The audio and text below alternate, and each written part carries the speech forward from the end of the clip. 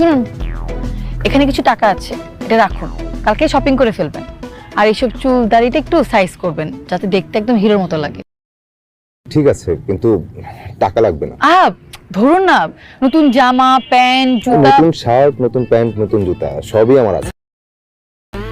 আপনি এত টেনশন করছেন কেন?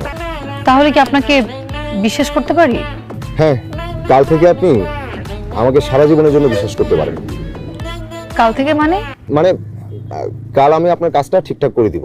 আর শোনেন, যখন আমি বড়লোক হব তখন আপনার সাথে গিয়ে আপনার বান্ধবীর বয়ফ্রেন্ডকে আমি দেখে আসবো। আচ্ছা, আপনি বড়লোক কিভাবে হবেন? সেটা তো জানি না, কিন্তু রিক্সা চালকরাও বড়লোক হয়। আপনি সিনেমায় দেখেন নাই? ওই যে নায়ক আলমগীর, নায়ক জসিম আর নায়ক ইলিয়াস কাঞ্চন, তারা রিক্সা চালাতে চালাতে কিন্তু বড়লোক। ওইসব তো সিনেমা। তার কথা ঠিক, এসব তো সিনেমা।